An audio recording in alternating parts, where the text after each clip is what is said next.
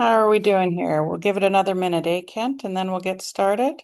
Yeah, about a minute. We kind of hit a plateau, so I'm hoping that we get some more people coming in here around the 5 minute mark. But Awesome. Well, I'm preparing for a big grant application, everyone. And one of the things that I was Googling was how do you start a meeting in a soft launch kind of way? And one of the things that Google told me was you could Um, I'm like, oh my goodness, I'm not a poet. Or you could start with a song, and I'm like, I'm not a singer. You could start with a joke. I'm not really good at that either. But I did just fill up a full 30 seconds of time for people to like soft launch in to get a vibe for this space. Hi, Helen Boyd. Nice to see you. Great turnout, everyone. And like we said, this is a social evening. And so it might not be evening where you are, it might be afternoon. So we want to encourage you to grab yourself a coffee, a tea, water, a glass of wine if you like, a beer, whatever works for you. We are trying to start a dialogue and we're so excited about the four folks that we're going to be highlighting this evening, and then our breakout rooms are going to be fun and find out more about you and why you're in this space with us and what you're up to. So that's kind of the lay of the evening or afternoon, depending again where you're zooming in from.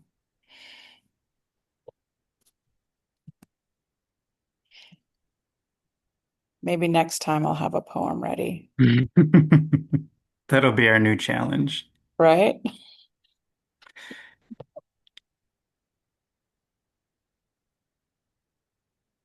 Thanks, Margot. Hi, Raluca. It's Heather here. Nice to see you in person, sort of. Hi, nice to see you officially. Yeah, glad that you could make it. That's awesome. Just dropping in from work, so I'm really happy I can finally make the time. Yeah, awesome.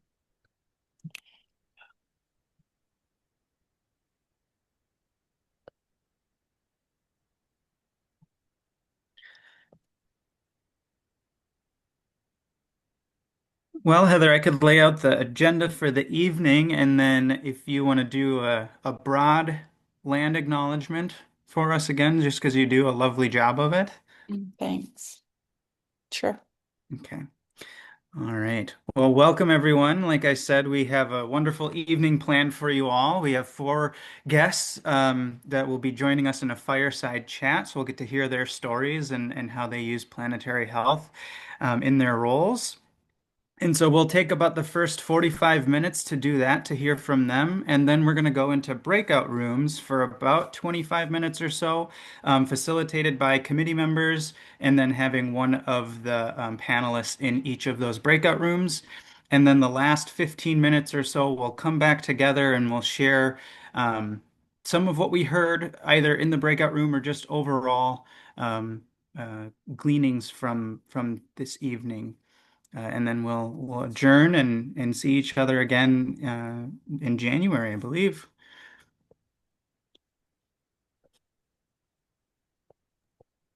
Awesome. Thank you so much, Kent. So yeah, it is a casual social evening.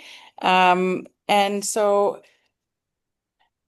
I want everybody to just, if you're by a window, maybe look outside the window and take a minute just to appreciate the beauty of the land, water,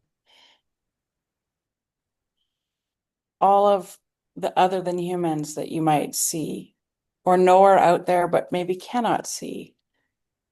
And if you're in some part of North America right now, you're on Indigenous territories. And so thinking about that and thinking about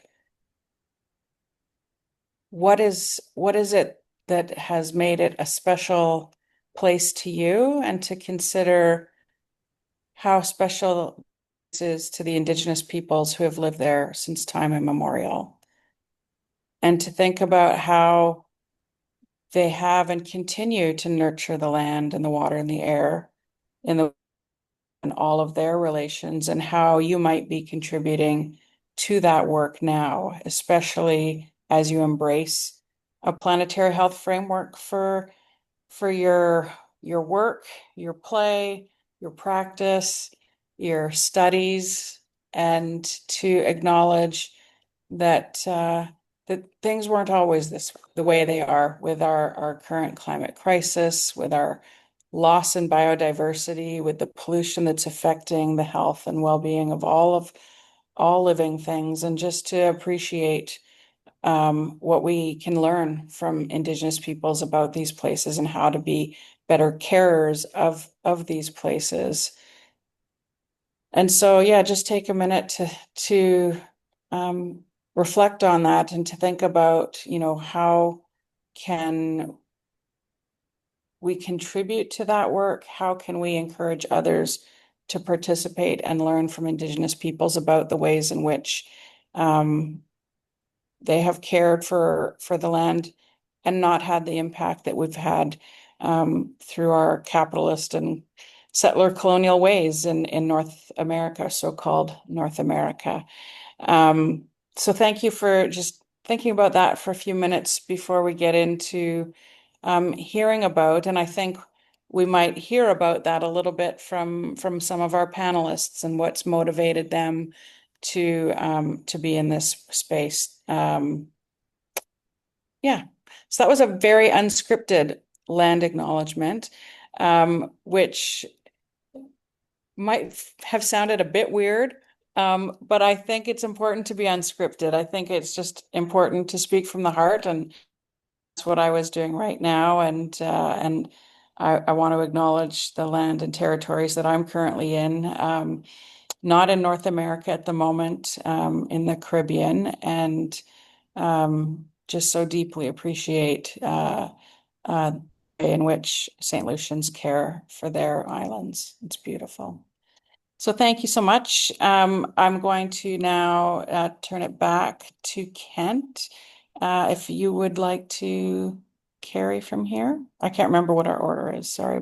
I'm And so casual and laid back, I don't really remember what I'm I supposed was to be gonna doing say here. the unscripted, impromptu. Yeah, I don't think we had one, but I think it's a great time to, yeah, as you're coming in, if you want to introduce yourselves, please do so in the chat. But to start our fireside chat, and I think I'll introduce our panelists just as they appear on my screen, no particular order otherwise. So we have Ming-Ka Chan, Julianna Gwiszcz, Carlos Sanchez-Pimienta, and Margot Parkes.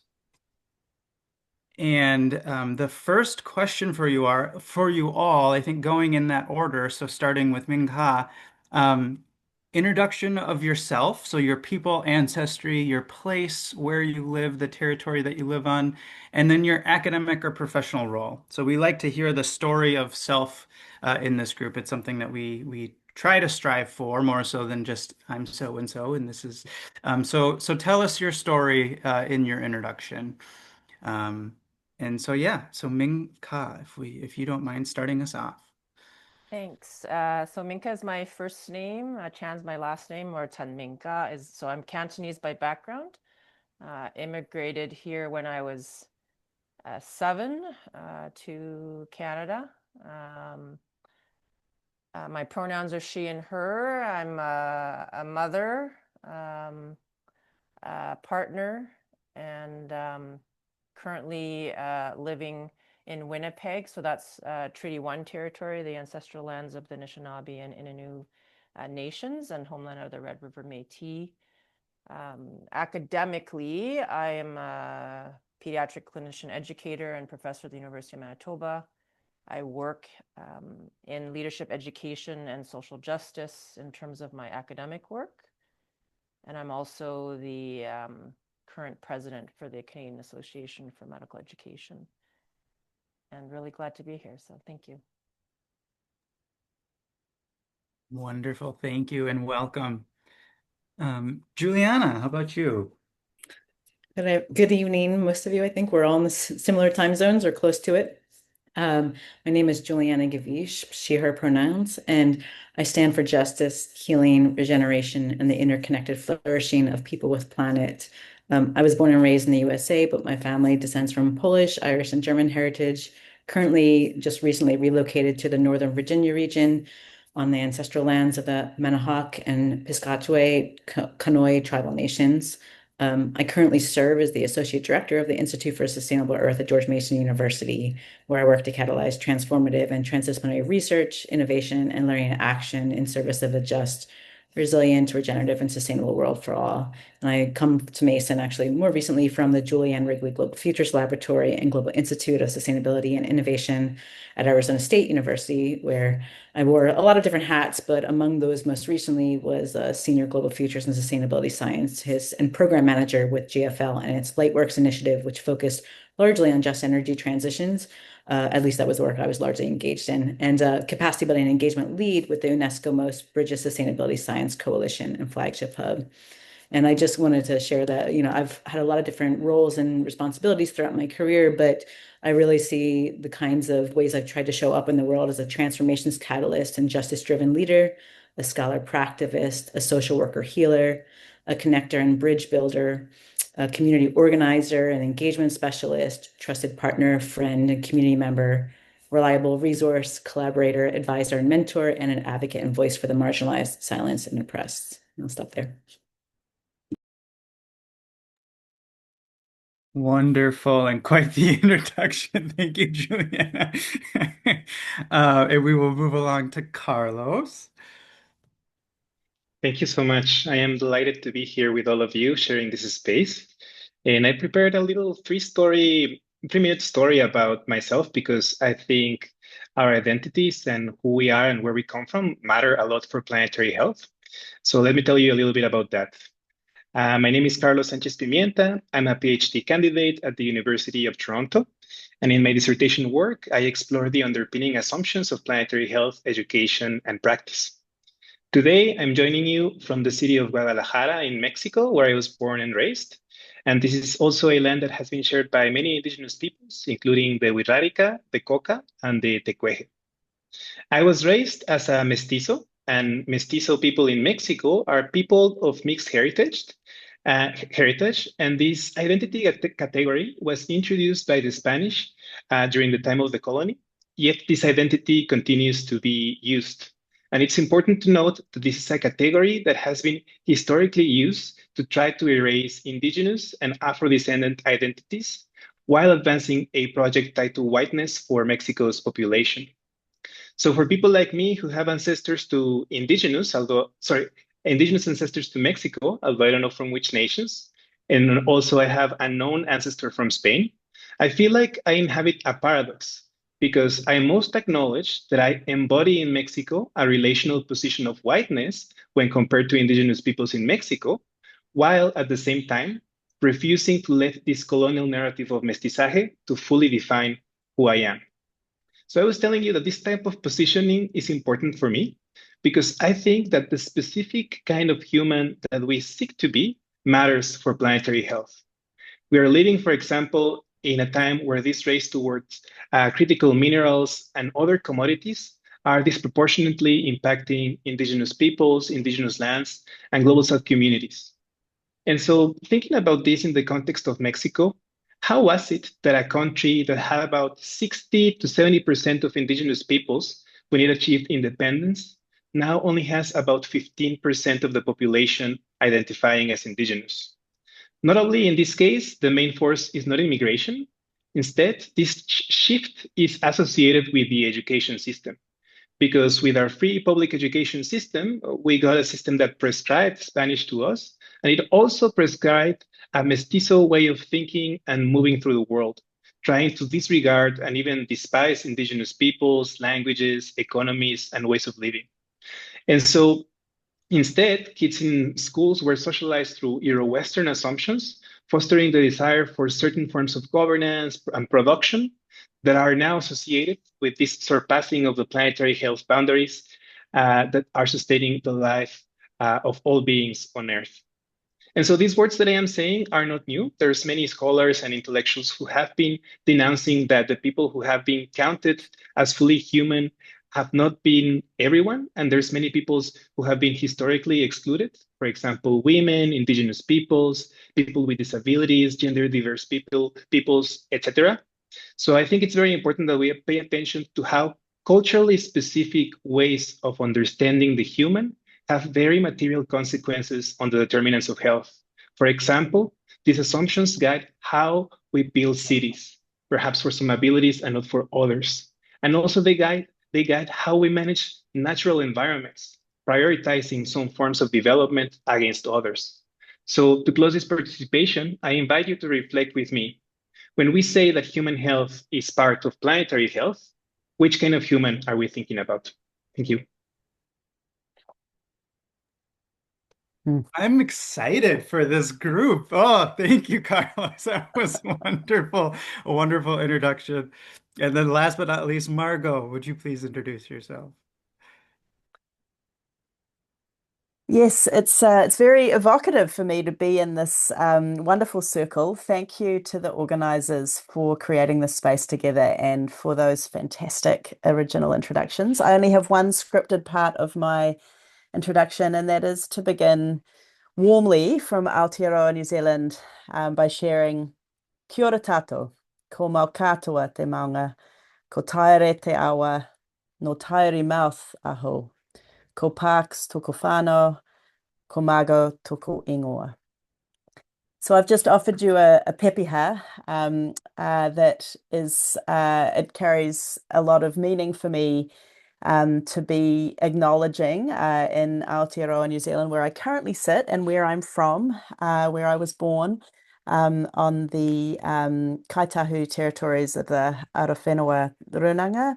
I'm sitting in my mother's home. My mother recently passed away, and although I thought I was going to be in Turtle Island at this time, here I am, speaking with a lot of appreciation for the multi-generational dimension that I think planetary health offers, both from our ancestors. Thank you for those that have been honoring them. And I have this lovely sense of the ancestors gathering in the room, but also for our futures together.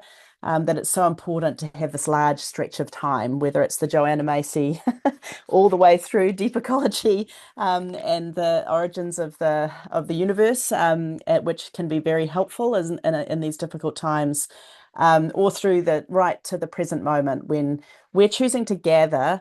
To share our commitment to this kind of work, which for me, as I'll introduce myself, is pretty simple in the sense that it's founded on my lifelong commitment, fueled by my mother and father, who both have English, Irish, and Scottish ancestry, but a deep recognition of the importance and foundation of the living world for our health and well-being. That's in some ways the core of my orientation. But I'm going to take you on a little journey to remind us that as we're thinking planetary health, that we're also holding the planet in our imagination, which we've already started to do. And so I'm sitting in my introduction, I mentioned ko mau katoa te maunga, my mountain is mau katoa. This is actually from a place where a very important river and mountain area where I return to, a tūranga waiwai, a place of return for me when I come back from Turtle Island to Aotearoa. I mentioned ko taere te awa. Awa is a river, and rivers have always been my teachers. And although right now I'm not sitting in that territory, draining into that river, what I have in common is that the rivers I'm adjacent to, there is a stream that I was looking out to as Heather invoked us, and it flows out to the Pacific Ocean. And it's extremely important to me as I identify with a very hybrid, very, very white identity, but also a very hybrid identity across parts of the planet, that I can imagine those waters traveling out to the Pacific Ocean. And I can also imagine and know that creatures traverse, not just humans, but creatures, birds migrate from the southern borders of Aotearoa, New Zealand, and where the Māori have stewarded these territories for thousands of years, to the territories that I've come to know in Turtle Island, in particular at the mouth of the Fraser River, which is important to me as it laps into the Pacific, because I live and work and have been for the last 20 years or so, mostly on the west coast of the part of Canada known as BC, and the parts of Turtle Island that rub up against the Pacific Ocean. And my base for the last 16 years has been at the University of Northern British Columbia in Cleatley-Tene territory. And it's very moving for me that that territory is also referring to a confluence. Cleatley means confluence, Tene means people. And so I live at the confluence of the Nechako and the Fraser Rivers. And that's really helpful for me because of the confluences. Most of you that know me know that I'm somewhat obsessed by rivers and confluences, but confluences of knowledge is so important for our work in planetary health. And as somebody whose foundational academic training was in medicine, I worked several years in clinical work before I took a sidestep in the late 90s, so 3 decades ago now, to engage with this commitment to the living world through a master's in human ecology and other steps. What I find is that it's so important for us to be acknowledging those lineages of knowledge that have informed us. We've heard about many practical knowledges, practice-based knowledges among this group. And as we lean into our story for coming to Planetary Health, I'll look forward to sharing a little bit more about that. But for the moment, just to finish my lap, I only traveled across the Pacific, and I'd like us to, in our own ways, just acknowledge all of those rivers that we are looking out to in some way or another, or underground water that is draining into oceans and holding the full planet in our imagination as we begin our journey today. Thanks so much for welcoming. Well, thank you, Margot, Ming-Ka, Julianna, and Carlos for your warm introductions. And as much as I would love to go around the room and hear from every single one of you, who you are, your place, your people, and what you're doing, we'll do that in the breakout rooms. We only have so much time with each other. And so I'm going to just ask the next question that we've asked our panelists to think about. And that is, what is your story for coming to Planetary Health?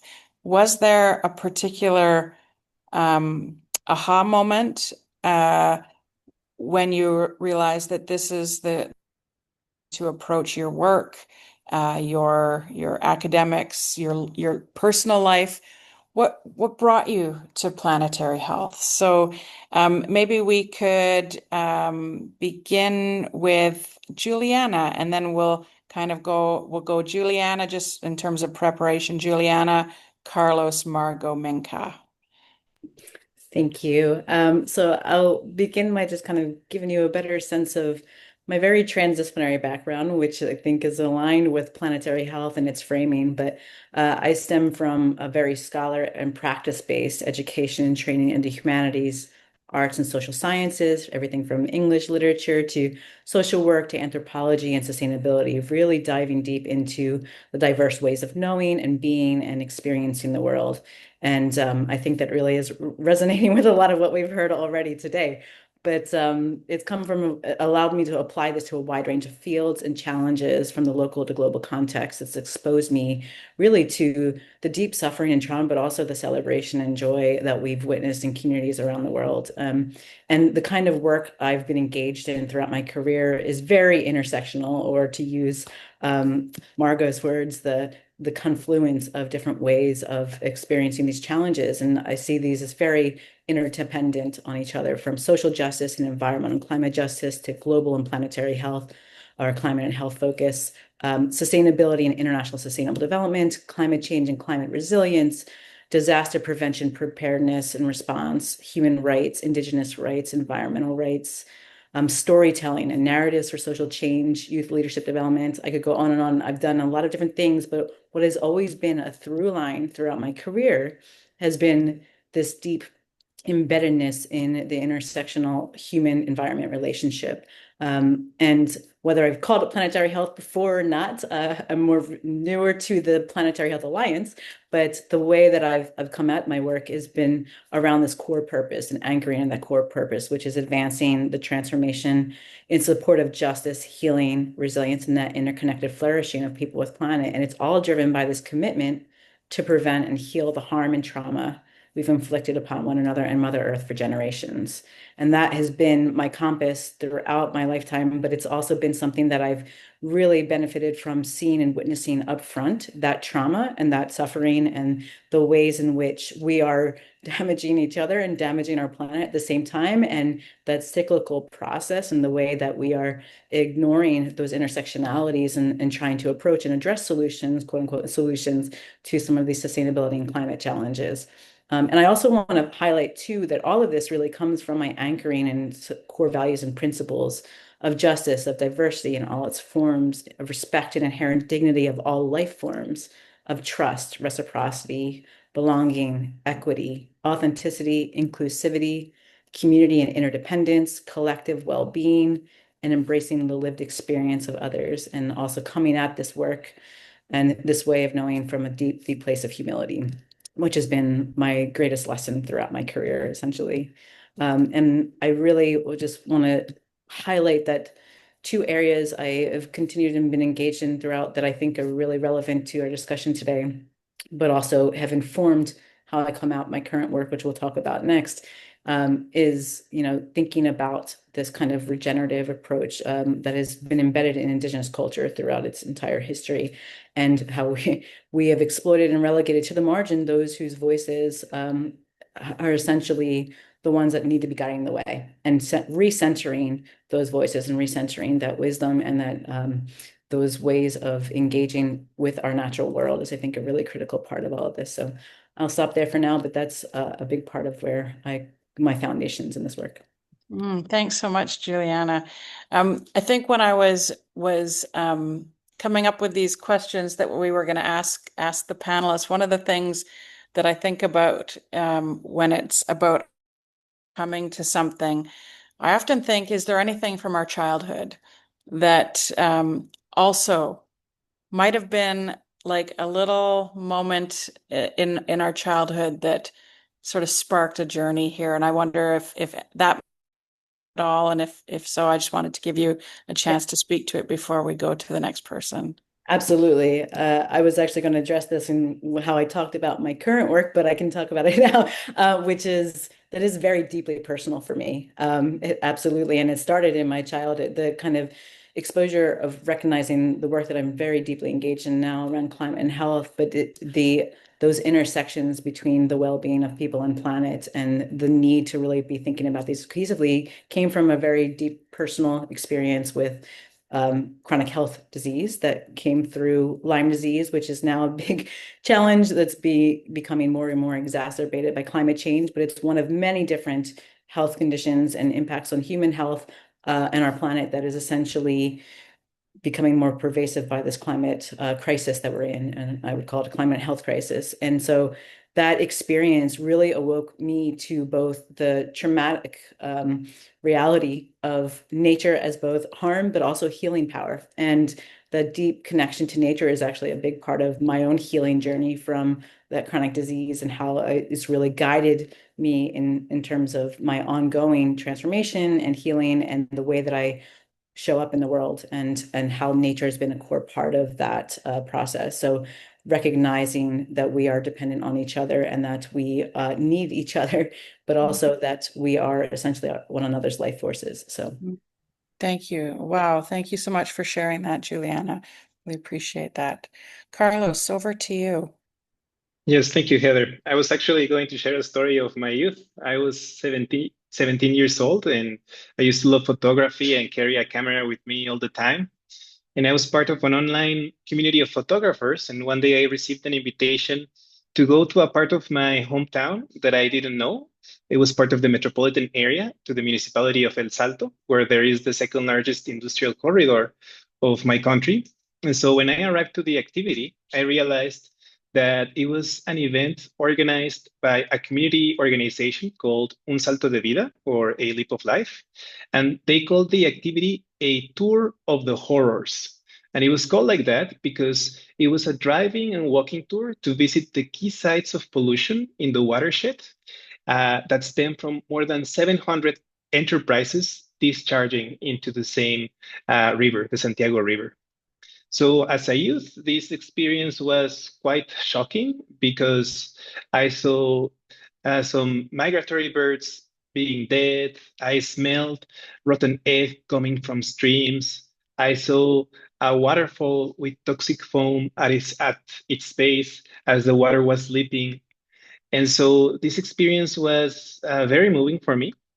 And the community organization liked the photos that we took and invited me and other colleagues to co-create a photographic exhibit on the impacts of industrial pollution. And that created a relationship, an opportunity of explore the land and the territory with them. And so the more that I saw, the more that I learned. And I realized that this was not only an intra-Mexico problem, but it was tied rather to an international division of labor, where the environments of health of some people are sacrificed to subsidize health, sustainability, and economic profit elsewhere. And I say this because the people in this area are struggling with diseases such as cancer, renal disease, among others. And so something else that was very impactful for me was to see the wide range of activities that this community organization did. For example, liaising with other land defense organizations, meeting with government officials, doing projects with researchers, artists, engaging in human rights mechanisms, liaising with European media and lawmakers, advocating for more healthcare. And in all of these activities, it was very interesting to me to hear some of the insights of my colleagues because they told me, even if we managed to solve this issue in this area, we know that those industries and that pollution would simply move elsewhere, in Mexico or beyond. And so I think, as it was mentioned in the introductory statement, the issue here is this consumptogenic system, this model of perpetual growth, where the creation of sacrifice zones like those in El Salto in Mexico is not a failure of the system, it's just an intrinsic quality of current economic systems. And so today, that we're surpassing many of the planetary boundaries, we're risking to transform all the planet into a sacrifice zone. And that is why I think that paying attention to the contributions of community organizations at the front lines advocating for environmental health is so, so vital because perhaps they have years of experience trying to deal with these issues that perhaps many of us who live in the global north, I live in Toronto usually, are just beginning to feel and realize. Yes, so true, Carlos. Thank you for that. Margot, your story. Yeah, well, I began my contribution, and I want to just take a moment to thank our panelists for your eloquent and yeah, good, really helpful, sort of provocative thinking about some of the injustices that are part of our journey here together, and the opportunities to go forward. At the core for me, in terms of my my journey with this idea of health being embedded in the living world, what were an enormous array of largely, rarely negative, largely very positive experiences. And it's so important for me to acknowledge that as I'm sitting in this room, which is the office where my mother worked, and I'm surrounded here by not only an extraordinary archive, but all of these layers of the ways in which people will build that relationship over their lifetime. And in my case, my mother, you might be able to see here, there's some images of children playing in the sand. And then there's a KCC poster. KCC is Kiwi Conservation Kids and Club, sorry. And my mother was was a coordinator for that in her later years, sort of extending my partner and I don't have children, but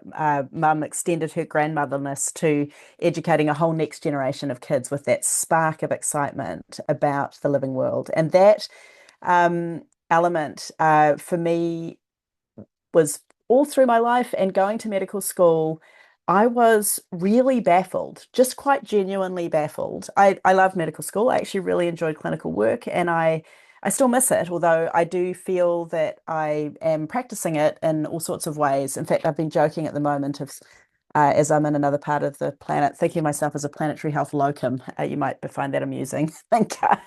Um, but this idea that the environment was basically constructed as a source of hazards, as a source of harm.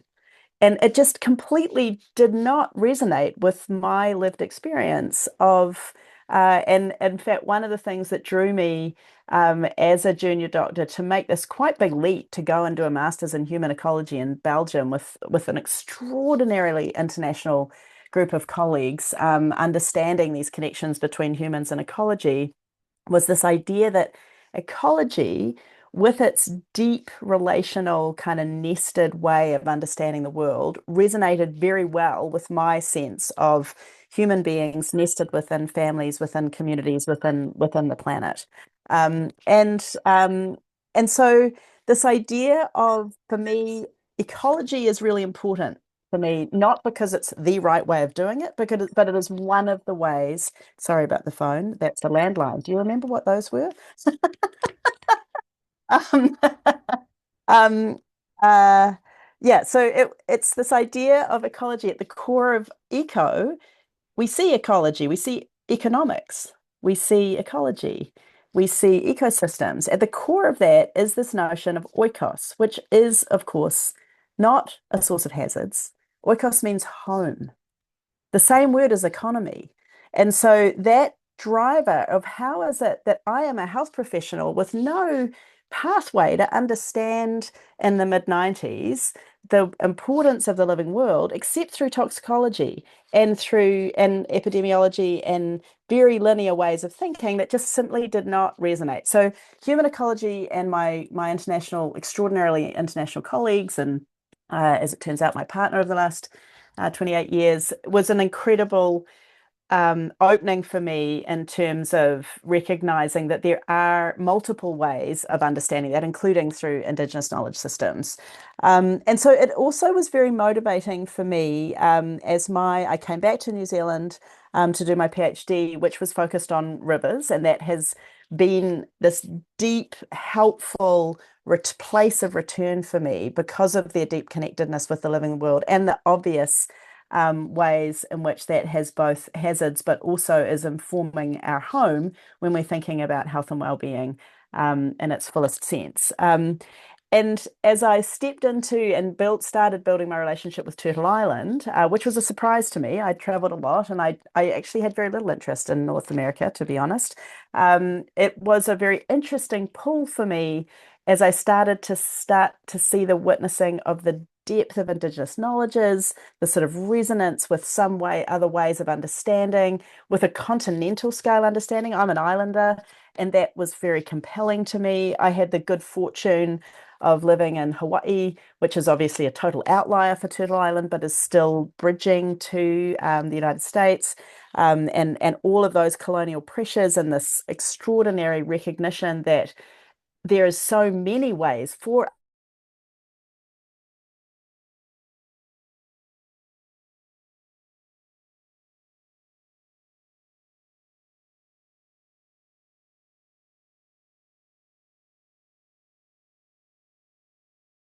think about the world as environment as hazards, from fear to care. And that idea of what are we doing in our practices and our scholarship to embody and embed that depth of care. We can do both. And so this is not an either or. We have to acknowledge, as has been underscored, that we are harming and creating fear for the safety of our home. But I don't feel like we can get to where we need to go with just a focus on those hazards. We have to recultivate this relationship that builds care. And so that was extremely motivating to me as I moved into, some of you are familiar with the fact that I spent a decade or so really engaged in an emerging eco-health community before the planetary health community really existed. And that was of profound importance to me, particularly the caliber of the integrative thinking that I saw and the boundary crosses that I met and was able to build community with. And that's part of why we are here today, is this ongoing need to reinvent a sense of care and connection with others who are doing this work to cross boundaries and bring to the fore these concerns. I stayed in Turtle Island, I think, largely because of an extraordinary community of practice called COPE Canada, the Canadian Community of Practice and Ecosystem Approaches to Health, which has now been going for 18 years and is founded in the idea of education and capacity strengthening in this space, and has demonstrated to me the cycles of learning we need to do together, because my knowledge is only going to be based on my experience. And so for me, what has brought me to coming to Planetary Health is this ongoing need, despite the fact that none of these ideas are new, despite the fact that we're very much at risk with a new branding, which I do experience it as in Planetary Health because I've met many brandings in the past. We have the risk of losing what we've had, but if we can think of these other ways of knowing as and these past legacies of knowledge and experience as good compost on one hand, but also as a commitment to keep remembering and re-bringing forth the wisdoms of past efforts, because we stand on the shoulders of giants who offered us, both through millennia, but also even in the last 50 years or so, who have demonstrated the tenacity that we need to do this work. And so for those of you that are new to the space, I really hope you will be fueled by that curiosity of re-knowing and re-bringing forward and recycling knowledges that help us to move from fear to care, because I think that's what motivates the right kind of scholarship to fuel the work going forward, and the right kind of practice that if any of us that care about health are motivated by, it's the care that will take us to where we need to go. So thanks for that chance. Yeah, thank you, Margot, for expressing what you've done just now and reminding us about what we need to do and how we can approach things so much differently. Thank you. Ming-Ka, over to you. How did you come to Planetary Health? Well, I wish I could riff off of what I've heard thus far. So I'll just say that I think I'm an example of some of the cross-boundary crossing, and Heather will attest that I tried to decline this invitation and offered others who are more steeped in the work in the Canadian part of Turtle Island. So my childhood story is that so I'm a Brit by birth. I've spent time in Hong Kong and Trinidad and in Singapore, all of which you may notice in the conversation around confluence is that they're all surrounded by water.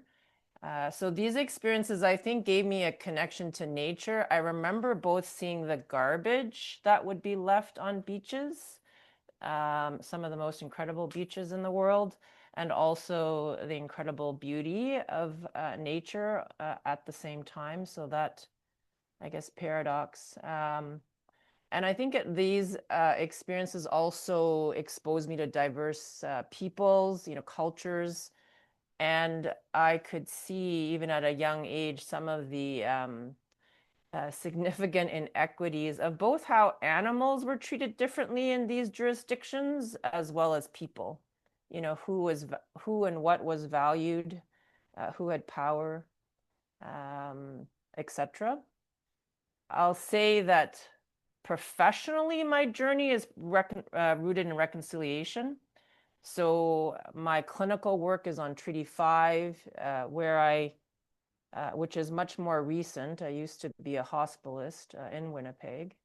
And now working for Jordan's Principle, I really see more directly, I knew about them, but they're like in my face, the harmful health inequities in community, and then the unbelievable climate injustice. So just as one example, this summer alone, one of the communities that I provide clinical work to was evacuated twice due to wildfire, and then in October had a 3-day power outage in weather that would be considered winter for much of the world.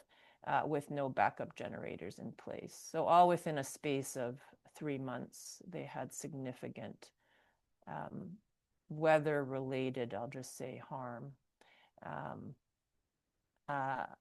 I think I come to the work indirectly in comparison to our other colleagues on the panel and many of you in this space. I came to leadership work because I wanted to help others thrive.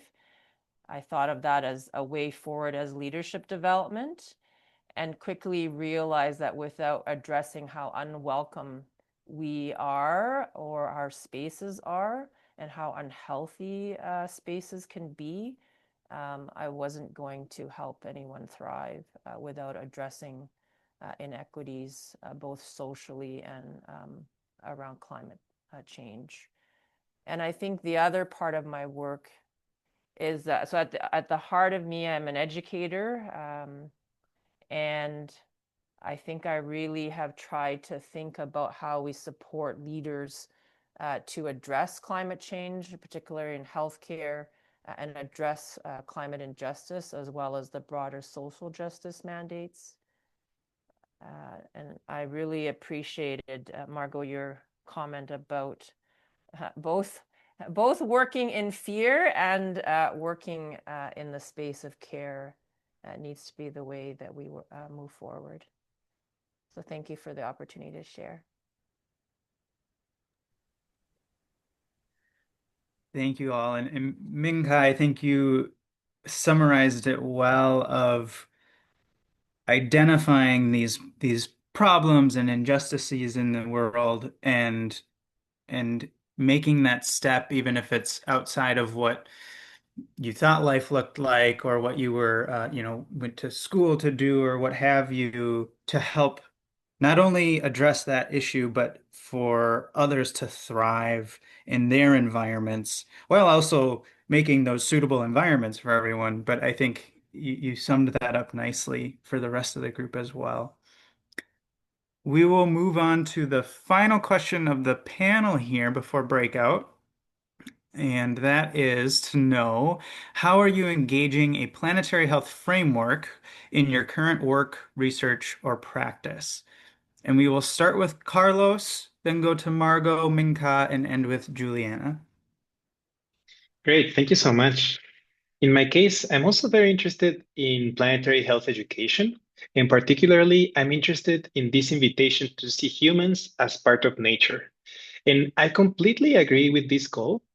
However, it also creates some conflict of paradox with some of the things that I have learned from both indigenous and Western scholars. For example, take French philosopher Bruno Latour, who argues that one of the main characteristics of Western thought is a radical distinction between the realm of nature or one single external reality and the realm of culture, which can be multiple cultural representations about that single reality.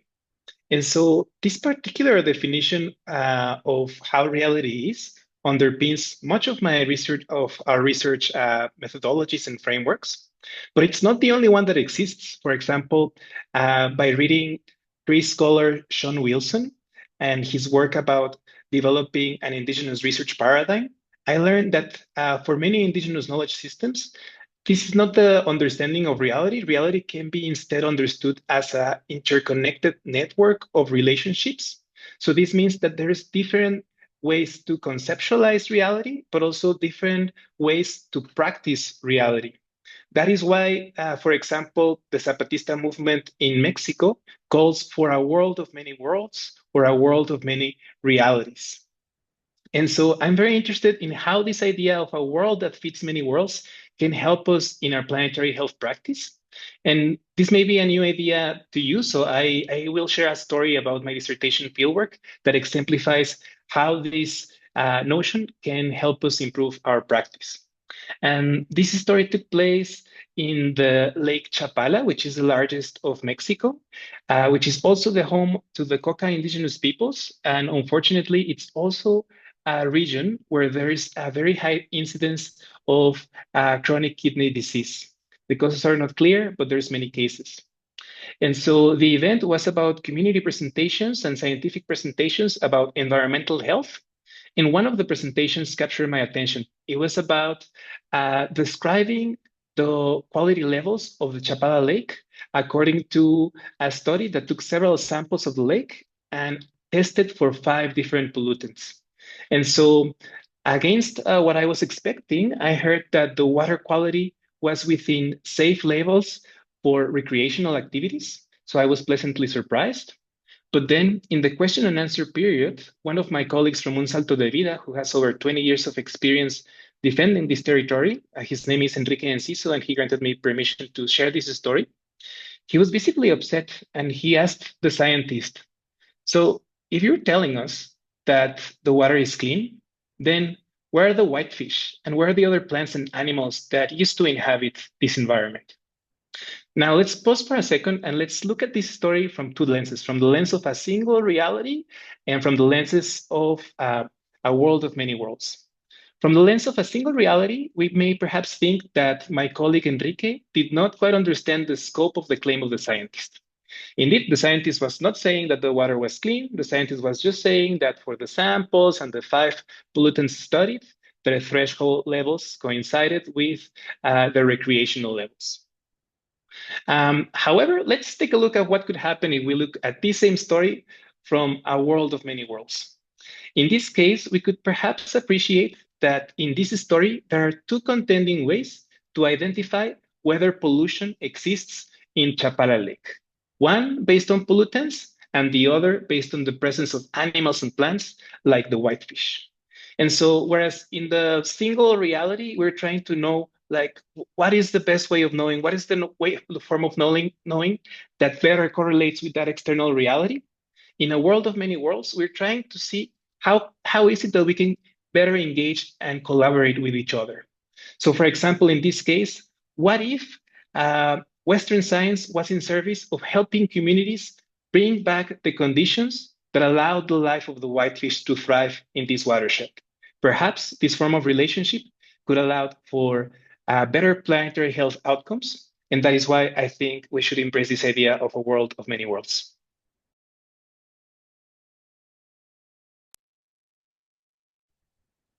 Thank you, Carlos. A world of many worlds. Oh, I like it. I like it a lot. Margot. Oh, it is such a rich set of sharings. Thank you, everybody. The question is, how am I engaging a planetary health framework? And I'll just riff a little bit again off this idea that those of that you know me well, a little bit reluctantly originally, I have been increasingly engaging and thinking about how the planetary health framework, the education framework was proposed. And that is, like others, I am an educator at heart.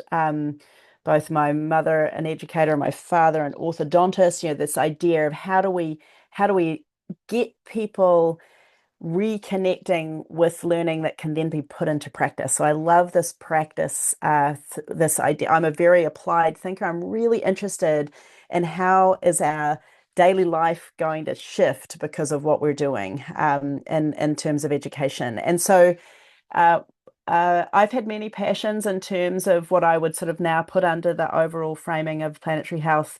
And I'm really excited to see the ways in which Indigenous knowledges are kind of and also knowledges from the global South are sort of disturbing and challenging and enriching the dialogue. And many of you who know Nicole Redver's fantastic work and probably have listened to the Planetary Health Indigenous podcast series that Heather Cassidy's involved with, if you want to hear more about Nicole. But and I will put a couple of links in the chat when I'm done. But the work that I was really honored to do with Nicole Redvers and Carlos Ferran Guzman on the paper Towards an Educational Practice for Planetary Health was a sort of an unpacking and a disturbing of the planetary health education framework a little bit, a push into this world of many worlds, a push into this multiple ways of knowing, a push from I to we, a push to a lot of the things that you've actually already heard about.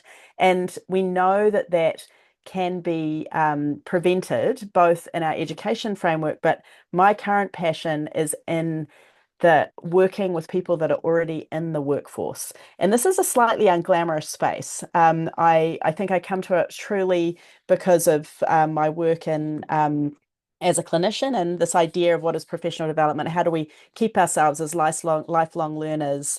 From a medical space, there's a long tradition of that. But in my exposure to many, many other healthcare in the broadest sense spaces, I'm really passionate about being able to create spaces where people can learn and put in practice and be valued for acknowledging the living world as part of health and well-being.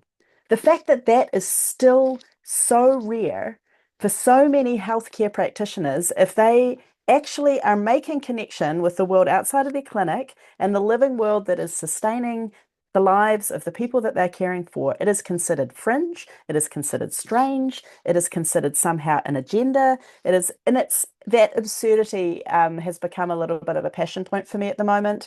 And one of the ways that I've been doing that in particular is cultivating some language around workforce development. Particularly, I'm very honoured to be working with Indigenous colleagues and particularly a colleague, Sandra Martin Harris, in developing what we're calling a planetary health learning garden model, which is not some recipe for a curriculum, but the idea of cultivating a practice about learning about planetary health and how it can impact our own practices and our ongoing lives, and doing that with a clear foundation of co-design with Indigenous colleagues so that we can begin with the land, we can create some other learning opportunities and moments where people are doing things online or in short courses, but building is deeply embedded with our living world and informing our daily lives and practices.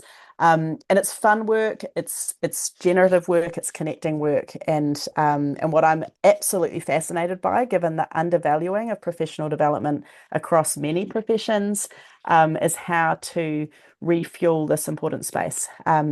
So thanks for the chance to share that passion, and I'll hand over back to our colleagues. I love the passion, Margot, and other than multi-generational approaches, what I hear coming through your three responses are this interconnectedness, and so I appreciate that as well. Ming-Ka. So I think I'm going to continue on that theme of interconnectedness. So as others have already mentioned, because we were asked about what planetary health framework, so I've also been focused on the education framework. And I think where I try to land is work that touches on more than one domain is where I try to prioritize. So specifically for me around equity, around system change and systems thinking. What does that look like? I think right now it's I'm trying to do some of the background work, one might say, is trying to really build relationship with the communities that I have the privilege of spending time with and on. Really trying to understand what community engagement would look like, especially around climate change and sustainability work. And my hope is that that will help build some of that needed trust and to help understand in a different way the unique language that different groups might need to work with, that the language that actually resonates with, so that the change can happen, especially as we're telling the stories and narratives, as well as sharing some of the traditional data, I suppose, around the need to make these changes. And as Margot has said, it's really about how are we going to actually truly co-create. So with community, and I think in my context, I'm thinking about what does that look like with co-creation outside of outside of the health sector, outside of the education sector. I mentioned earlier about, the piece around thriving. And so for me, some of the growth was around, well, that also includes more explicitly animals, plants, land, water. And so one of the teachings that I've been taught is this concept in Cree of Watokoan, which in a literal sense means kinship.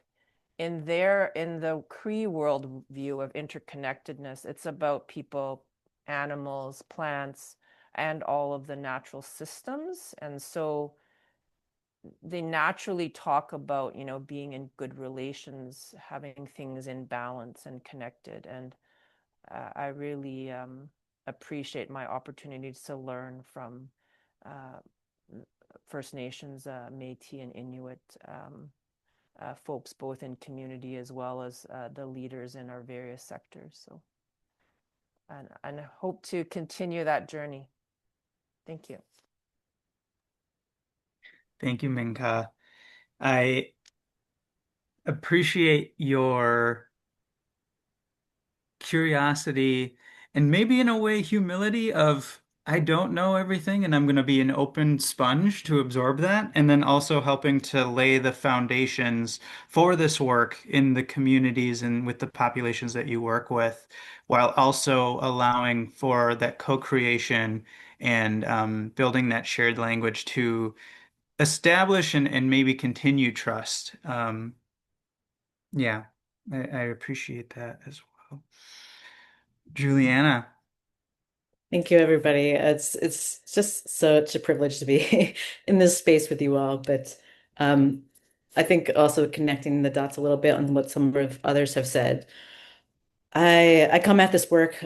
My orientation has been, I think, do, learn, adapt, repeat. It's a lifelong journey of learning, of transformation, but it's really about leveraging knowledge and experience for application and transformative impact. And the kind of work that I've engaged in throughout my career has really emphasized this capacity building and engagement for knowledge and action, really putting knowledge into action. I come from spreading the academia and the practitioner space throughout my career, but all that work is really grounded in fostering strong relationships and collaborative partnerships grounded in trust, reciprocity, empathy, compassion, mutual respect, understanding, and shared purpose and deep connection. And that's between people, but it's also between people and environment, and really healing that the broken fissures that we've created essentially between our natural world and humanity.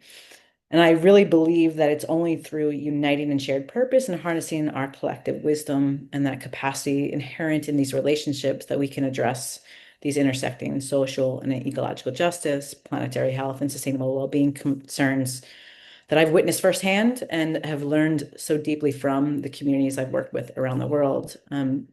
But what I really come from this planetary lens is that I've long believed and is well established that the health and well-being of people are inherently dependent on the health and well-being of nature and our environments.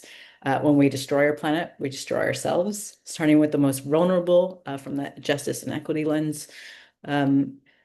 It has become survival of the privileged, the wealthy, the lucky, right? And when we prevent that destruction, though, we heal our planet, but everyone benefits for generations to come. And so it is just, there's no loss in that frame. And I also deeply, especially coming into the current work that I've been most deeply engaged in this climate and health space, but bringing more of that mental and social health lens, is recognizing and trying to bring to the forefront that mind, body, environment, society connection. These have always been inseparable to me and should be treated as such, essentially, in climate and health research, action, policy, or the solutions that we're creating. But I get so frustrated with the band-aids and the disjointed solutions and the extraction and exploitation approaches, and not really listening and humbling ourselves to a lived experience of others, but also witnessing that healing power and properties of nature and how we can harness that for addressing these compounding concerns. So we need more integrated approaches. We need to connect the interpersonal to the institutional, to the systems, but ground this in the ecological framework. And that's a large part of my career. And what I've been trying to do is bring more of that ecological framework and that well-being perspective, that broader well-being perspective, into that forefront. I've done this in everything from trying to help facilitate just energy transitions away from fossil fuels, and helping to advocate and bring to the forefront well-being and regenerative economies, recentering the voices, the wisdom, the knowledge, and lived experiences of diverse communities around the world, especially Indigenous communities. This is all currently embedded in my work now, but is largely was a part of my work at the Global Futures Laboratory at Arizona State University.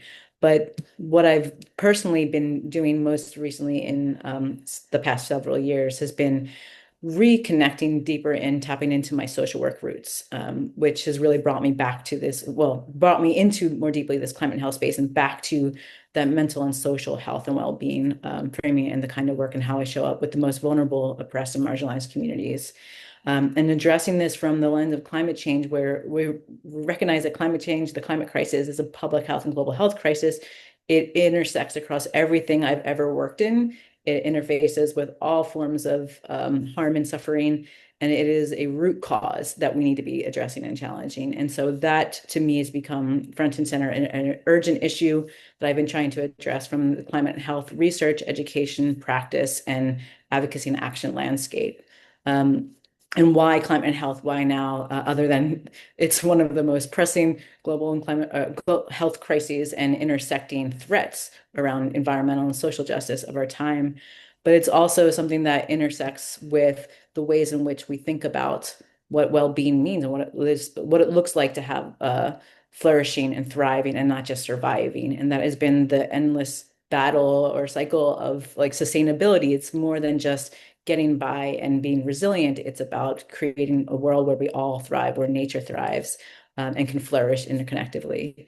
And also that I see these as deeply part of the justice, healing, human dignity, and security work that I've been engaged in throughout my career. It's connected to all the humanitarian crises we're facing today, and it intersects with the human rights, indigenous rights, environmental rights, and the 17 Sustainable Development Goals that I've worked across throughout my career.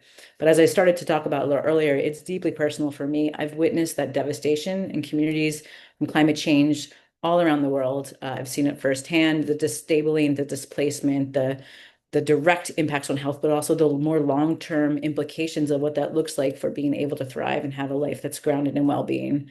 I've seen the direct experience and seen and had direct experience of the impacts of climate change on my physical or my community's physical, mental, emotional, social health. I've seen it on my colleagues, the eco grief, the eco anxiety, the devastation, the trauma, the loss.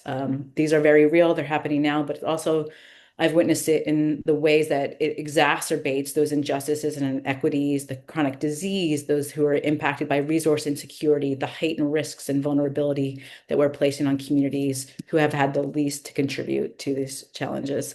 And so my work has really been right now engaging as much as I can in helping to activate different critical communities of practice as leaders in the climate and health space, but helping people recognize that we're all a part of this. We're all needed in terms of addressing these intersecting broader dimensions of health and well-being and how it connects to planetary healing. I've been able to do that. It's been a privilege to work within my own university, the Medical Society Consortium on Climate and Health. It's a program of our Mason Center for Climate Change Communication.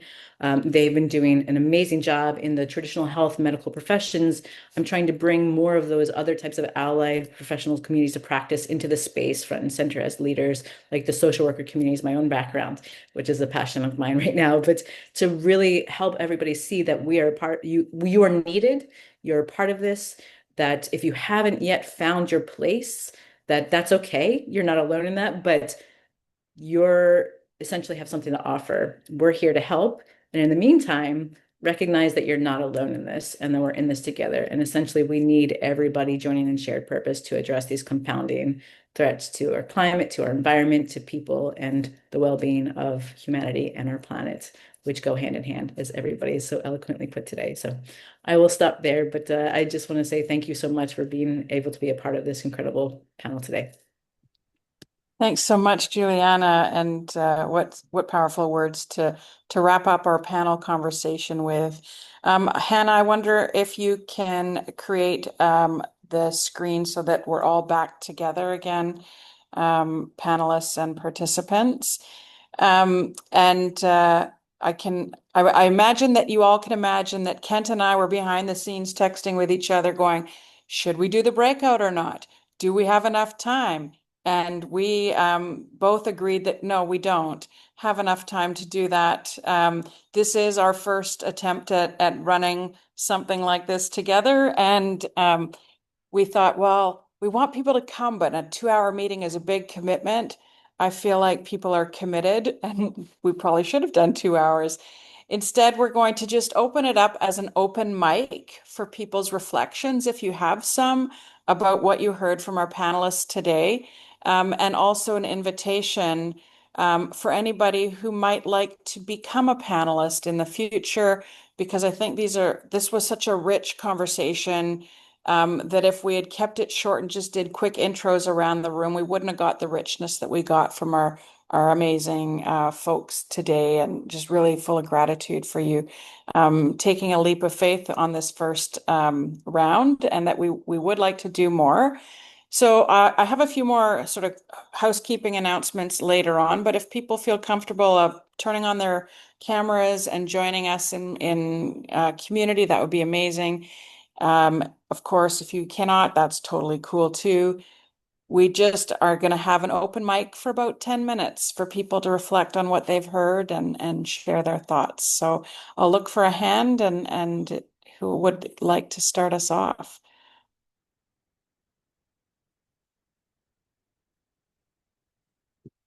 It's always hard to be the first person, but I know everybody's thinking something.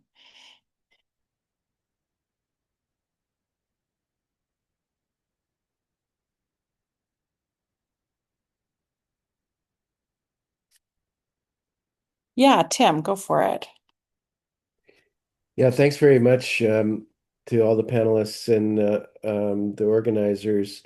I was just going to riff off what Carlos started with um, his Zapatista comment on a world that fits many worlds, because he also has a comment in the chat there about how this crosses also many cultures. And that was really interesting to me, and I'd be happy to hear more from either the Cree or Maori perspective on that. Um, I think it is a way out of our current dilemma, which is filled with conflict that is really environmentally destructive and socially, of course, destructive. And this seemed like a way of introducing well-being that can be cross-cultural and multi-world. Mhm. Thanks, Tim. Any Anyone Cree or else? Maori commentary? I don't have enough knowledge from Cree or um, Maori perspectives to comment on that, but perhaps I could tell you a little bit more about this idea of a world that fits many worlds. And I think this is just perhaps more content that you may know about the Zapatista movement, but perhaps others not. And the Zapatista movement is an organization that was known to the public in Mexico in 1994 when they raised in arms against the Mexican government. But afterwards, after hearing from civil society, they decided to leave their arms, and instead they focused on trying to engage with the government to recognize indigenous rights, and not only for their communities. They're a pan-indigenous collective with many, let's say, like maybe 7 different indigenous nations, but they decided to engage with all indigenous nations in Mexico that wanted to participate and to engage in this process of improving Mexico's law. Unfortunately, the government at the time did not pass in law the agreements that they had committed to, and they passed another version of the law that was not beneficial to communities. So from there, the Zapatistas stopped collaborating with government, and they wanted to create their own self-sufficiency, their own work, their own health, their own education. And so they are very well known as one of the organizations that is creating alternatives to dominant capitalist and colonial systems. And so the idea of a world of many worlds refers to those indigenous real life daily contexts of their communities that were not taken into account by the government, that were never seen by many sectors of the government and civil society. And so it is a lemma that invites to embrace these ways of living that are local to place and to make them bring together to create a planet where we can all thrive. Thank you, Carlos. That's really helpful. Yeah, Diva Marie. Deva Marie? Diva Marie. Thank you. Thank you, Heather. I was invited, Kent invited me because I'm co-hosting, developing the Planetary Health Virtual Global Conference for nurses and midwives and during Earth Week of 2026. And Kent and Heather and I are collaborating on finding the nursing and midwifery presenters from North America. But I found, and just so I wanted, just an FYI, that's why I'm here. And just to say, taking notes and just uh, taking, well, deep dive. I'm not even, I'm learning so much. And the language of of what you're saying uh, is so important. And just this whole notion from our perspective that nurses and midwives, 30 million nurses and midwives, with the International Council of Nurses estimate, and the ICN is interested in what we're doing. Think about how nurses and midwives can be a part of the planetary health uh, arena globally. Thank you. Thank you, Diva Marie. Have I got a connection for you?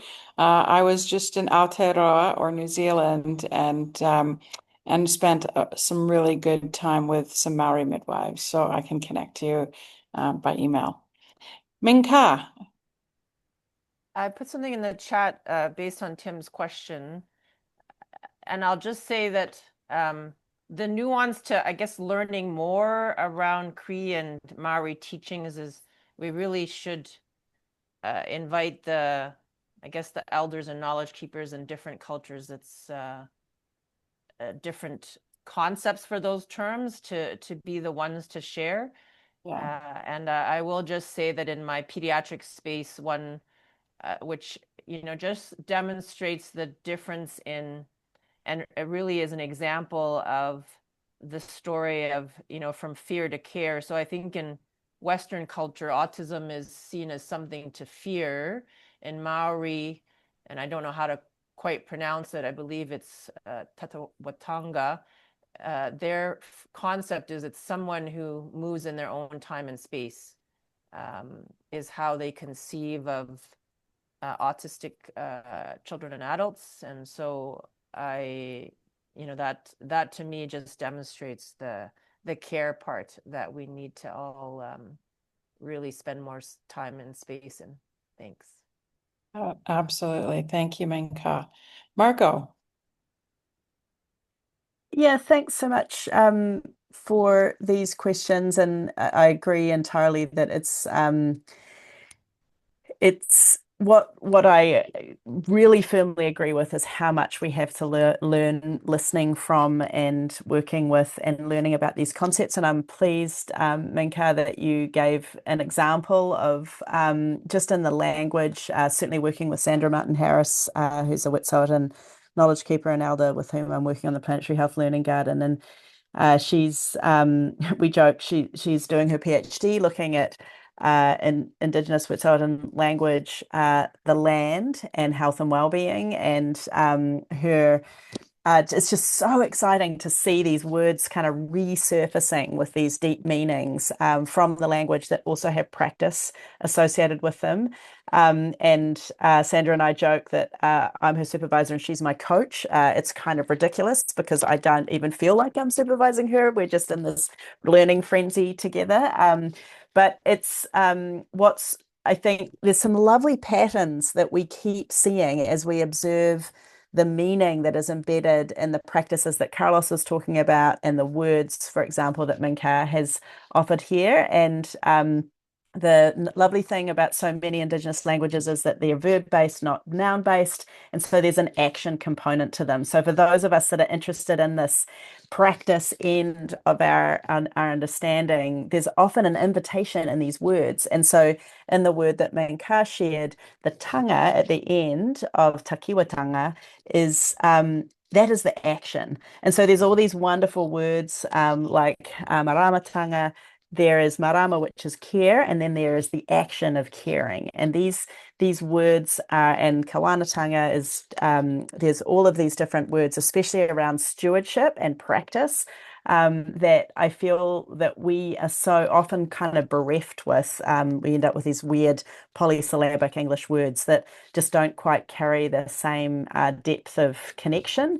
And so, yeah, I think it's a lovely takeaway here from today about the how is so that the relational how, not just that we've heard this sort of relational connection piece. So I don't think the tanga can be done individually. There is a tanga to be done individually, and there is a necessity to do it collectively. And I'm hearing that so much, as we're inviting all of you to value your own individual journeys, and then as we've been hearing, the benefit and the criticality of this movement building that can then keep fueling that learning, that Tim was alluding to in the chat as well, that the tenacity element here is so important. And this idea that we're actually constantly preparing for next generations to unlearn and relearn and continue this journey. So I am I do hope, and I'm sure it's on the agenda, as there's so much Indigenous leadership in this space, and I'm sure in future dialogues I will be able to hear directly from those Indigenous leaders that are in many ways kindly and generously bringing us along with this and fueling this important effort that I really appreciate. Thanks so much, Margot. And Carlos, I see your hand is up. We have a 1 minute warning, and then I've got to do some wrap up so that we can let folks head off to their next meeting or hopefully to step outside and take some fresh air. Yes, very quickly. I love all of these ideas about potential people to invite to this space. And I think sometimes in our training, we're used to doing lit reviews and trying to map all the knowledge that exists. But here we're kind of like realizing about the partiality of our knowledge. We do some things, but we do not know them all. And that's why it is important to bring other people who know those things that we do not know. And so it's not only about knowledge, it's about those relationships of inviting each other, of visiting each other, of learning from each other. Awesome. Thank you so much, Carlos. We are just going to have to wrap up for this evening, but I wanted to say again, thank you to Carlos, to Ming-Ka, to Julianna, and to Margot for saying yes to the invitation to come and speak today. I think what you had to share was so important that I actually want to listen to it again, because when you're facilitating, sometimes it doesn't give you the time to digest. And I think what I've heard was really important messages. And I wanted to also thank the behind the scenes work of Hannah Antonucci, of Joe Biergard, if she's there. Yes, hi, Joe. And Megan Miller, who all helped organize and make this event happen. So thank you very much for that. And to all of the other folks who are still on the call from the Planetary Health Alliance's North American Hub Council for being here. I see Angelica is still here and Aman. I hope I'm not missing anyone, but it's really great to have your support. We do have another meeting coming up, and I'm just going to share it in the chat so that you can cut and paste it or take a screenshot of it. It's going to be on January 12th. We're going to start at 5 again, Eastern Time, with Mark Terry, who is a member of our Hub Council. He's also the Executive Director of Youth Climate Report, and he was just at COP 30. And so we've asked him to facilitate a discussion about COP 30 and planetary health. And so I just wanted to put out a note to anybody in the room that's still here that if you were at COP and you'd be interested in being on that panel for some interesting dialogue with Mark, we'd really appreciate hearing from you. You can see our email is there. It's North American Hub Planetary Health at gmail.com. And we're going to be doing this monthly, these sessions. And so again, if you were interested in being on a panel, that would be fantastic, because we really do want to hear what everybody else is doing in this space. Our foci going forward, we're going to have, like I mentioned, the COP30 at our next one in January. And then I believe we're going to have an education session the following month. We're going to have a research session, a session that focuses on youth, and that will be co-hosted by our youth directors, Amon Thawer, and now I'm totally drawing a blank. Yvonne, drawing a blank on the last name. It's my stage of life. And communications as well as philanthropy. And I think the other key message that we're hearing today, probably no surprise, is to organize a panel inviting Indigenous peoples to come and speak and share their thoughts about planetary health. But also, in the interest of not burdening, please do have a listen to the Indigenous Planetary Health podcast. You can hear from, at this point, 44, I believe, different Indigenous academics, artists, and activists who are all working in different resurgent ways for planetary health. And so you can hear from them directly. I want to thank both Tim and Julianna for posting poems in the chat. And that was really, really special. So thank you so much for that. And yeah, we welcome your feedback on today's session, and we hope to see you at our next one in January. In the meantime, happy solstice to those and all of those other celebrations that happen around this time of year. Kent, any final words from you? You nailed it. Thank you so much to our panelists. Thank you all for being here. Yeah. And we will keep the chat room open for another 5 or 10 minutes if people want to linger, but this is our official close. We're doing a soft close after that. So thanks again, everyone. Have a great evening.